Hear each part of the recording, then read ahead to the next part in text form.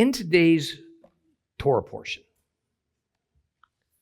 that I'm going to read here in just a minute, it's going to be chapters 16, 17, and 18, and we're going to read it as a unit. It's a long reading today, okay? So I need you to stick with me, all right? You would be best to follow along, all right? So let's go there right now. Numbers chapter 16, 17, and 18.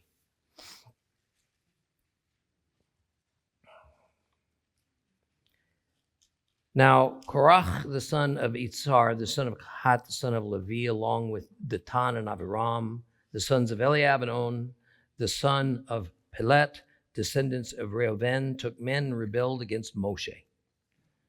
Siding with them were 250 men of Israel, leaders of the community, key members of the council, men of reputation. They assembled themselves against Moshe and Aharon, and they said to them, "You take too much on yourselves. After all, the entire community is holy, every one of them, and Adonai is among them. So why do you lift yourself above Adonai's assembly?" And when Moshe heard this, he fell on his face. And he said to Korach and his whole group, "In the morning, Adonai will show who is the holy person he will allow to approach him. And yes, he will bring whomever he chooses near to himself. Now do this, take censers. Korach and all your group, put fire in them, put incense in there before Adonai tomorrow. And the one whom Adonai chooses will be the one who is holy. It is you, you sons of Levi, who are taking too much on yourselves." Then Moshe said to Korach, "Listen here, you sons of Levi. Is it for you a mere trifle that the God of Israel has separated you from the community of Israel to bring you close to himself so that you can do the work of the tabernacle of Adonai and stand before the community serving them? He has brought you close, all your brothers, the sons of Levi, with you. Now you want the office of Cohen, of priest, too? Well, that's why you and your group have gathered together against Adonai. After all, what is Aharon that you complain against him?" And then Moshe sent to summon Dathan and Abiram, the sons of Eliab, but they replied, "Well, we won't come up. Is it such a mere trifle bringing us up from a land flowing with milk and honey to kill us in the desert? That now you arrogate to yourself the role of director over us? You haven't at all brought us into a land flowing with milk and honey. You haven't put us in possession of fields and vineyards. Do you think you can gouge out these men's eyes and blind them? Well, we won't come up." Moshe was very angry, and he said to Adonai, "Don't accept their grain offering. I haven't taken one donkey from them. I've not done nothing wrong to any of them."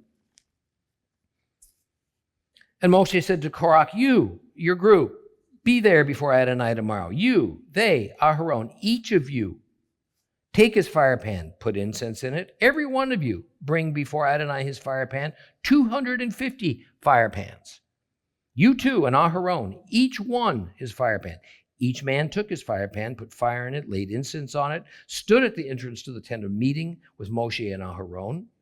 And Korach assembled all the group who were against them at the entrance to the tent of meeting. And then the glory of Adonai appeared to the whole assembly. And Adonai said to Moshe and Aharon, "Separate yourselves from this assembly. I'm going to destroy them right now." Well, they fell on their faces and said, "Oh God, God of the spirits of all humankind, if one person sins, are you going to be angry with the entire assembly?" And Adonai answered Moshe, "Tell the assembly to move away from the homes of Korach, Dathan, and Abiram." And Moshe got up and went to Dathan and Abiram and the leaders of Israel who followed him. And there he said to the assembly, "Leave the tents of these wicked men. Don't touch anything that belongs to them, or you're going to be swept away in all their sins." So they moved away from all around the area where Korach, Dathan, and Abiram lived. Well, then Dathan and Abiram came out. They stood at the entrance to their tents with their wives and sons and little ones. And Moshe said, "Here is how you will know that Adonai has sent me to do all these things, that I haven't done any of them out of my own ambition. If these men die a natural death like other people, only sharing the fate common to all humanity, then Adonai has not sent me. But if Adonai does something new, If the ground opens up and swallows them with everything they own and they go down alive to Sheol, then you'll understand that these men have had contempt for Adonai. The moment he finished speaking, the ground under them split apart. The earth opened its mouth. It swallowed them up with their households. All the people who had sided with Korach, everything they owned, so they and everything they owned went down alive into Sheol. The earth closed over them, and their existence in the community ceased. All Israel around them fled at their shrieks, shouting, "The earth might swallow us too." Fire came out from Adonai and destroyed the 250 men who had offered the incense. And Adonai said to Moshe, tell Eleazar, the son of Aharon, the Cohen, to remove the fire pans from the fire, scatter the smoldering coals at a distance, because they have become holy. Also the fire pans of these men whose sin cost them their lives have become holy, because they were offered before Adonai. Therefore, have them hammered into plates to cover the altar. This will be a sign for the people of Israel. Eleazar the Cohen took the brass fire pans, which the men who had been burned to death had offered, and they hammered them into a covering for the altar to remind the people of Israel that an ordinary person not descended from Aharon is not to approach and burn incense before Adonai if he wants to avoid the fate of Korach and his group, as Adonai had said to him through Moshe. But the very next day, the whole community of the people of Israel complained against Moshe and Aharon. You've killed Adonai's people. However, as the community was assembling against Moshe and Aharon, they looked in the direction of the tent of meeting and they saw the cloud cover it and the glory of Adonai appear. And Moshe and Aaron came to the front of the tent of meeting. And Adonai said to Moshe, get away from this assembly, and I'm going to destroy them all at once. But they fell on their faces. Moshe said to Aharon, take your fire pan, put fire from the altar in it, lay incense on it, hurry with it to the assembly to make atonement for them, because anger has gone out from Adonai. The plague has already begun. Aharon took it, as Moshe had said, and he ran into the middle of the assembly. And there the plague had already begun among the people, but he added the incense and made atonement for the people, and he stood between the dead and the living, and the plague stopped. Those dying from the plague numbered 14,700, besides those who died in the Korach incident. Aharon turned to Moshe at the entrance to the tent of meeting. The plague was stopped. Adonai said to Moshe, speak to the people of Israel and take from them staffs, one for each ancestral tribe, from each leader of a tribe, 12 staffs. Now write each man's name on his staff, and write Aharon's name on the staff of Levi. For each tribe's leader is to have one staff. Put them in the tent of meeting in front of the testimony where I will meet you. The staff of the man I'm going to choose will sprout buds.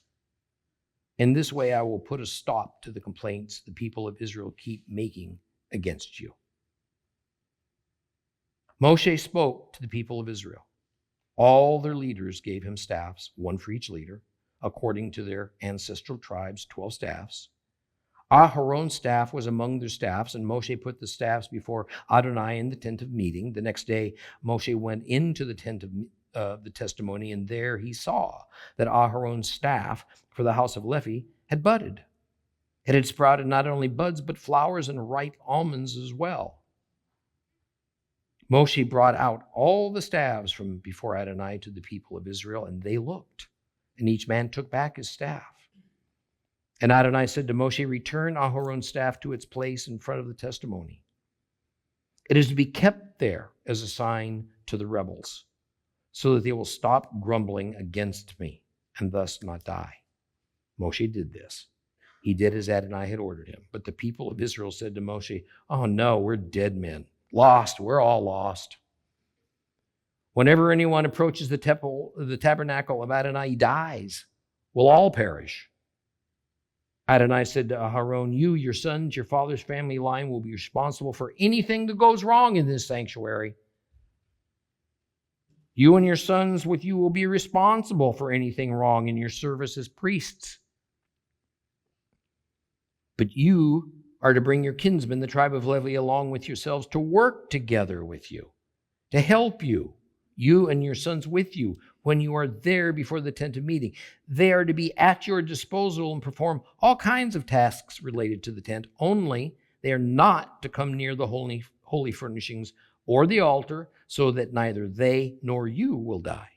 They will work together with you in your duties related to the tent of meeting, whatever the service in the tent may be, but an unauthorized person is not to come near you. You will take charge of all the holy things and the altar, so that there will no longer be anger against the people of Israel. I myself have taken your kinsmen, the Levites, from among the people of Israel. They have been given a gift to Adonai for you, so that you can perform the service in the tent of meeting. You and your sons with you will exercise your prerogatives and duties as Kohanim, as priests, in regard to everything having to do with the altar and within the curtain. I entrust the service required of Kohanim to you. The unauthorized person who tries to perform it is to be put to death. Adonai said to Aharon, I myself have put you in charge of the contributions given to me. Everything consecrated by the people of Israel, I have given and set aside for you and your sons. This is a perpetual law. Here is what is to be yours of the especially holy things taken from the fire, every offering they make. That is, every grain offering, sin offering, and guilt offering of theirs that they turn over to me will be especially holy for you and your sons. You are to eat it in an especially holy place. Every male may eat it. It will be set apart for you. Also, yours is the contribution the people of Israel give in the form of wave offerings. I have given these to you, your sons, your daughters with you. This is a perpetual law. Everyone in your family who is clean may eat it. All the best of the olive oil and the wine, the grain, the first portion of what they give to Adonai, I have given to you. The first produce to turn ripe of all that is in their land, which they bring to Adonai, is to be yours. Every clean person in your family may eat it. Everything in Israel which has been consecrated unconditionally is to be yours. We'll stop there.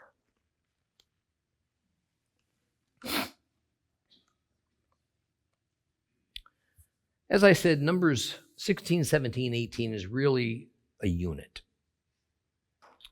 And this is just really one long story that Christian scholars long ago divided up into more bite-sized chunks that we call chapters. However, the result is the story gets much too broken up, in my view, if we were to just read the first chapter of the unit and then later the next and later still the third. So while it's a lot of reading, we need it. It's necessary to get the message. Now, essentially, this story is all about the indispensable nature and purpose of the Levitical priesthood and the uncompromising place that the priesthood is intended to hold in Israel's national life. That special place is of a superior holiness that the tribe of Levi was assigned. And within Levi, there was a subgroup. There was the priesthood. And the priesthood stood at the pinnacle of the holiness hierarchy. This reality is demonstrated by means of laws and commands and the telling of the story of rebellion against his God-ordained holiness hierarchy. Yes, there is a hierarchy of holiness assigned to humans. We witness this in the Bible. And it is alive and it's well in the 21st century. And along with the Protestant branch of the church teaching that a sin is a sin is a sin. Stealing a package of gum bears the same consequence as murder. The teaching is also that holiness of the same degree is enjoyed by all who call Jesus Savior. These two doctrines do not match with biblical teaching. Where we can get off track, you see, is when we misunderstand what holiness means at its most fundamental level. The word for holiness, kadosh, which has variations in its pronunciation to make it a verb or a noun or an adjective, in its generic form simply means to be set apart. And when applied to God and to those who worship him, it carries a meaning of being set apart from everyone else for him. Yet, as the Torah shows us, and as this story focuses upon, there are different degrees of set apart assigned to different people and to different people groups, which has much to do with their purpose and their place as part of the community of God worshipers. See, this notion is often not well received by people because it instantly turns into, so you think you're better than me, huh?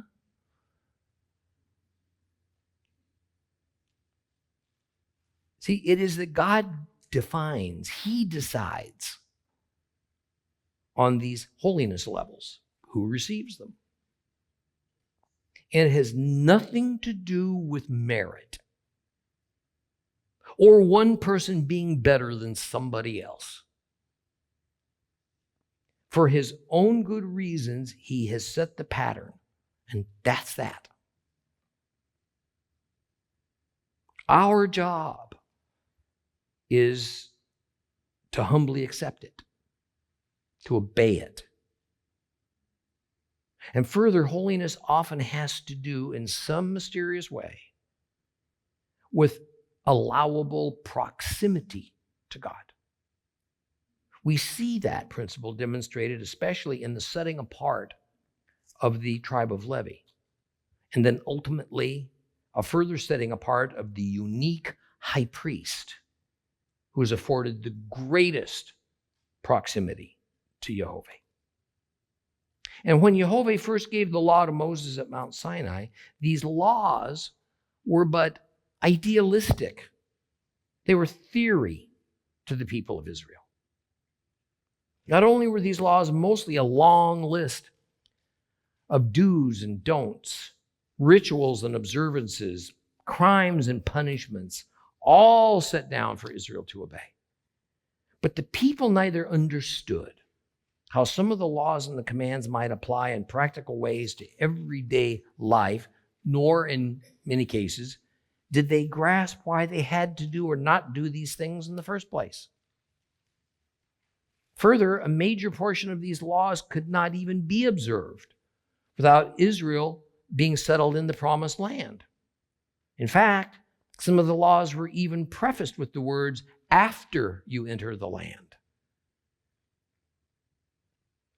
What possible useful purpose then could some of the more strange regulations serve? At least they were strange to the typical Middle Eastern society.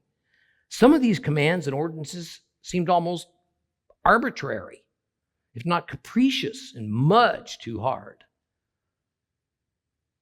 See, it's kind of like when we were teenagers, preparing for our first driver's license.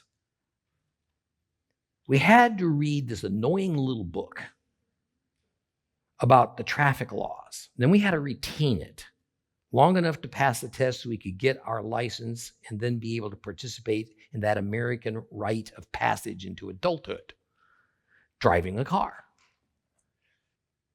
But the purpose of these traffic laws was often a mystery to us. In fact, many of them seemed to be rather ridiculous. So we had no plan on obeying them when we finally did get our licenses, and actually started driving without mom or dad sitting next to us. Now, for most of us, it took a series of tickets, fender benders, insurance rate hikes, before we finally got the message that A, the laws are real and they're not just theory, and B, the consequences for violating these laws, whether we thought them wise or stupid, could range from irritating to severe to a complete loss of the privilege of driving a car. In other words, principles typically have to be put into practice before they can move from theory to reality in the human mind. If the law had been given to Israel and then they had just sat there at the foot of Mount Sinai, if they had just gathered that manna that God provided each day, looked up in awe each morning at the majestic mountaintop upon which the law was given, raised their flocks and their herds in peace and quiet, most of the law would have remained but theory for them. They needed to move on. They needed to experience life, deal with everyday circumstances, face difficulties and challenges, endure hardships, stumble and fall, and make difficult and less than clear-cut choices in order for the wisdom and the purpose of those divine principles to become real. And it's the same for us and our individual journeys with the Lord. If we accept Yeshua and then never move forward, if we don't obey what we don't yet fully understand, or we refuse to accept risks or take paths that look a bit fearful, if we just stay in a place of nothing but familiarity and comfort, then most of what the Father wants us to know is just going to remain as theory to us. Our growth will be stymied by our own doing, because it's only when we step out, move forward, putting into practice these godly principles and commands, that's when they become real to us. That's when we begin to see their purpose and their perfection. It's our experiences and our obedience that solidify our trust and affirm our faith. Now, our story opens with another in a series of rebellions by the people of Israel against God. They certainly don't see it as rebellion against Jehovah, but rather as a justified uprising against mere men, Moses and Aaron. That perception proved to be a fatal mistake that no amount of repentance would mitigate. Keep in mind, Moses is God's mediator between mankind and himself. Aaron is God's high priest, another but slightly lower ranking mediator. Think of it this way. Moses is somewhat equivalent to Yeshua. Now, of course, that analogy can only be carried so far because Moses wasn't divine. Their common trait is that both Moses and Yeshua were God's appointed mediators. They held a special status that no other men in history have held or ever will hold. And just as so many folks in our time speak of respect for Christ's teachings of peace and love, but do not believe in his divine nature nor special role as mediator and savior, so the Israelites of Moses' day generally had regard for Moses as a human leader, but many still did not grasp his supreme, his unapproachable status as a divinely ordained mediator. Failure to understand the superior position that Moses held and then Aaron, just a half step below him, cost thousands of Israelites their lives. Many of the Israelites have become unhappy with their situation. Things become tense. They start to spin out of control. Into this growing chaos steps Korah, Dathan, and Abiram with their goal to assume control of the power center of Israel, which is a combination of the seat of Moses and also of the priesthood. Korah, a Levite from the clan of Kohat, was the leader of this rebellion. And yet these three men weren't the only ones involved in the coup attempt. We are told that 250 other men of Israel, leaders from various tribes, sided with Korah, Dathan, and Abiram. Their complaint is that Moses and Aaron have taken too much power for themselves and set down too many rules that they put in their clans and families in authority over everybody else. They also assert that Moses and Aaron were self-appointed. Now, Moses takes this serious matter to Jehovah. He tells them to separate themselves from these people because he's going to destroy them. Why is it that God tells Moses and Aaron to separate themselves from the part of the community of those he plans on punishing? Are all these people going to suffer death because their family leaders are in rebellion? Will God wipe out and wipe away the good, loyal people right along with the evil rebels? Answer, absolutely. Does that shock you? Does that bother you a little bit? Do you believe it? Well, I certainly hope you do. We have example after example of it in the Holy Scriptures. See, the way it works is this. The righteous will be affected by the same outpouring of God's wrath as the wicked if, that's backwards for you. Okay. If they do not separate themselves from the wicked.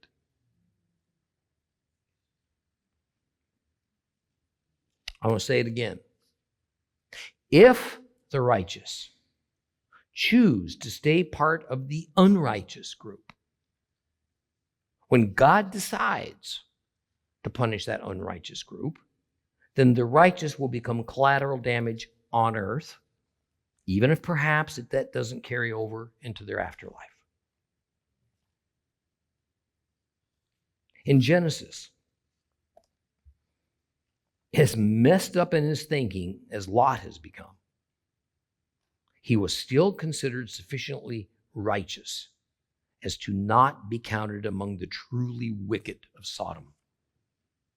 Yet, Lot had to be literally dragged out of the city by a couple of angels because if he hadn't, he too would have been destroyed when the city was destroyed by fire from heaven. Lot's wife did not separate herself sufficiently from the city, even though she was given that opportunity. And so when she stopped to look back and just yearn for what she left behind, she died and was turned into a pillar of salt. When the Lord determined to destroy the earth in a great flood, he first instructed Noah to build an ark to save his family by separating them from everyone else. The flood was completely indiscriminate. It killed everybody, including infants, toddlers, as they were, sadly, collateral damage due to the evil of their parents. Only those 8 people who chose to obey God and took the opportunity to separate themselves from the wicked escape death. Back in Egypt, God went throughout Egypt and he killed all the firstborn of every man and every livestock animal. It didn't matter whether the human firstborn was Hebrew, Egyptian, Syrian, Arabian, whatever. It didn't matter. It didn't matter whether this is a relatively good man or an evil man. If you were a firstborn, you were going to die, except if. See, God provided a means of separation and rescue for those who trusted him enough to separate themselves from the national disaster. They had to paint the blood of a lamb on the doorposts of their homes. And if they did, the blood served as a protective barrier, a dividing line between they and all the others. And so the obedient were passed over. Now, as believers, when we stay attached to the wicked ways and wicked people of this world, we put ourselves at a serious risk of being collateral damage when God judges them. I want to be clear. By attached, I mean identified. That is by means of our membership and our proximity and our connection to that group. To God, it means we identify with their ways and their thinking. Can you be a believer and still agree with so much of the ways of the world? You bet you can, and we see it every day. But what the Lord is explaining here is not necessarily that we're supposed to go off and create exclusive believers' communities apart from all other communities. Rather, it is that any time and every time, we must necessarily demonstrate with our actions a choice of whether we stand with the ways of the world or we stand with the ways of the Lord.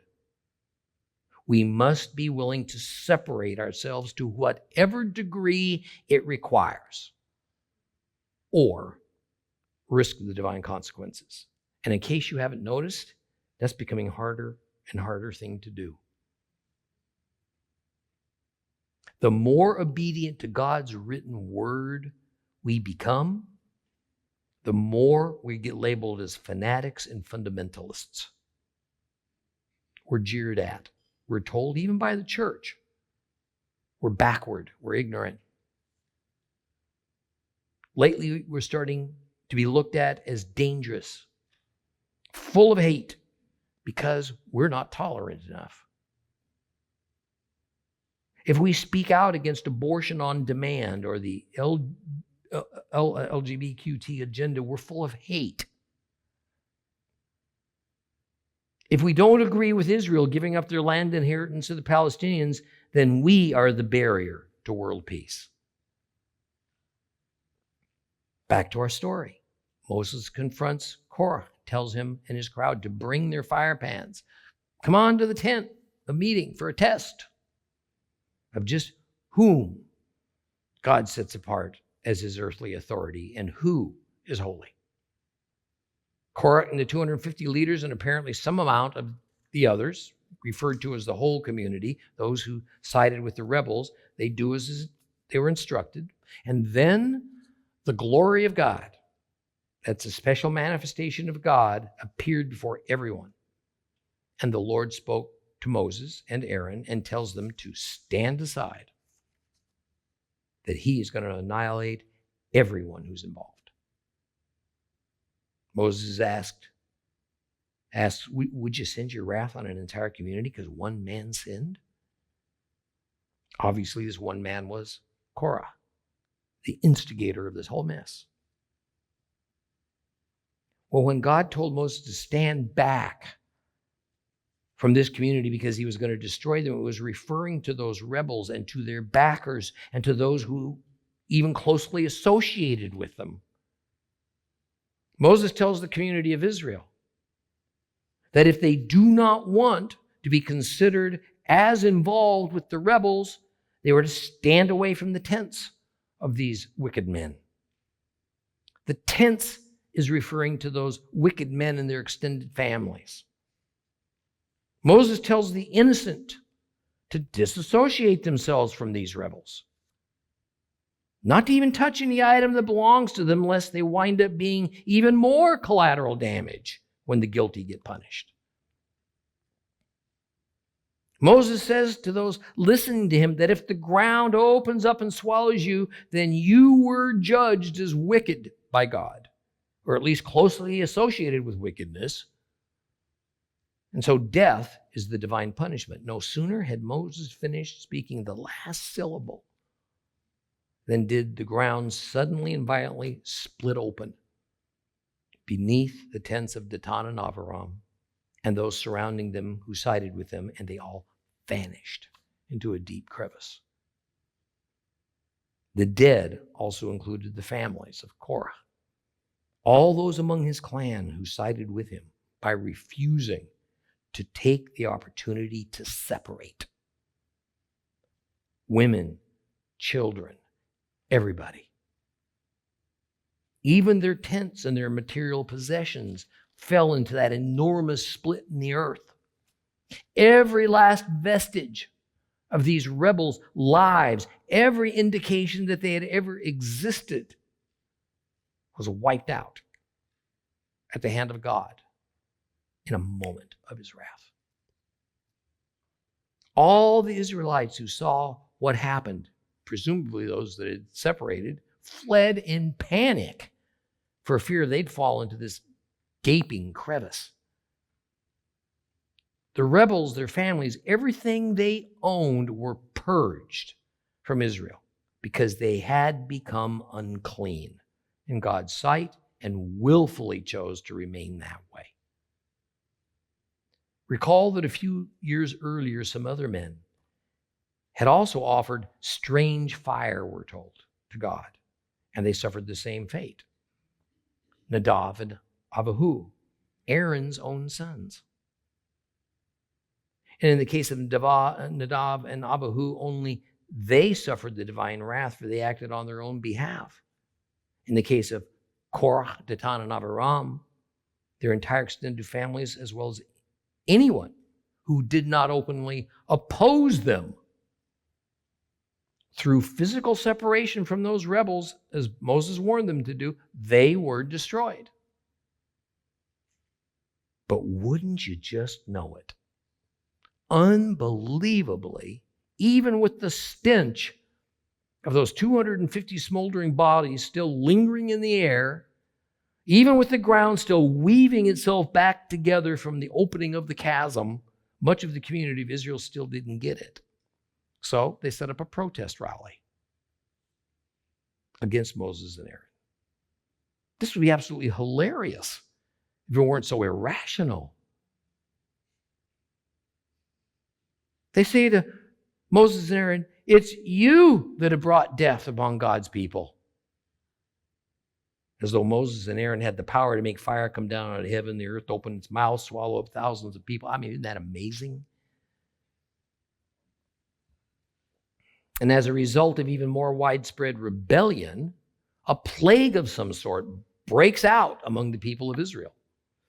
To try to stop it before most, if not all, of the Israelites die from it, Aaron takes coals from the brazen altar, puts them in his fire pan, places incense on top of it, and literally races to the middle of the people to make atonement to God for their foolish rebellion.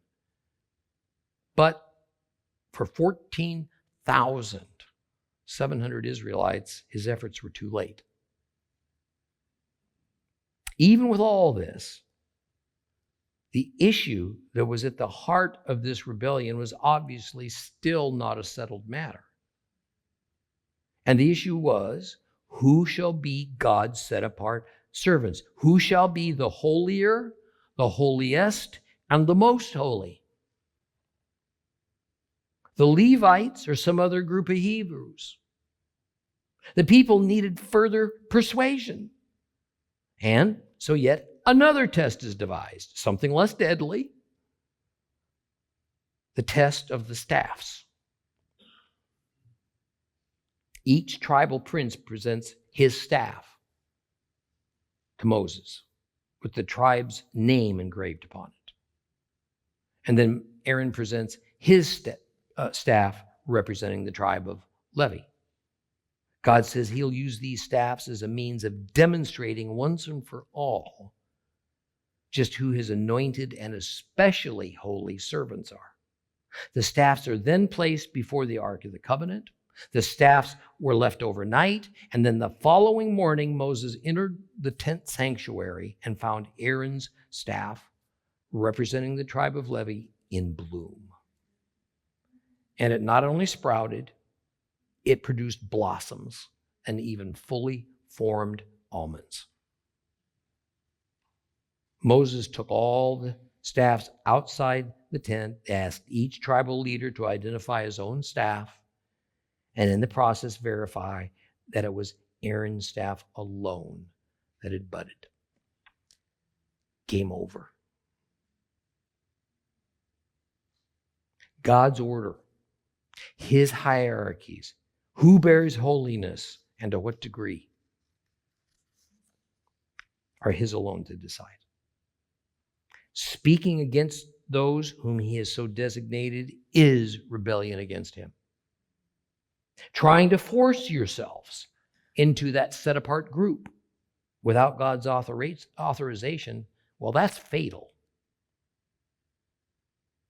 But when God determines it's time to punish, even destroy, a group or a community that he deems as wicked, then to stay connected to that group or community, even out of sympathy, well, that leaves the innocent as likely collateral damage. Okay, I'm going to leave you with this verse and then a thought. Revelation 18, verses 4 and 5.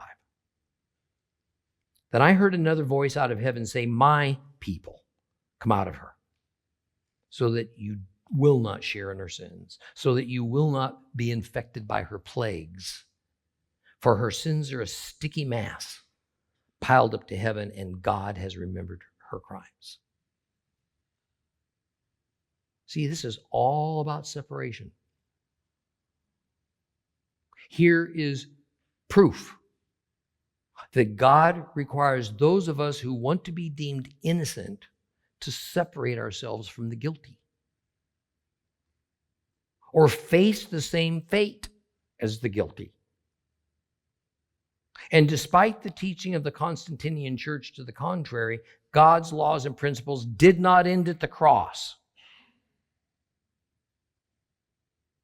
And certainly no one would argue that this passage in Revelation is only for the past and not to be applied to the present and the future. Separation.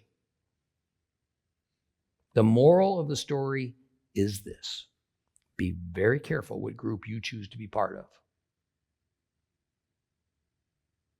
This applies even more so to whatever group you seek religious fellowship with.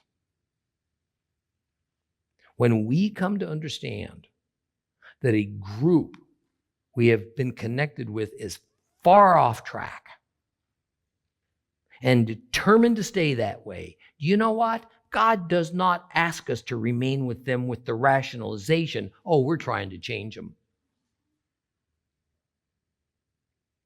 That's a dead-end street, folks. Far from it. God says, depart, separate, if for nothing else than for self-preservation. Well, let those with ears hear. For more teaching and information, visit us online today. Come and be a part of our fellowship. Here at The Seed, enjoy worshiping and learning God's Word with us.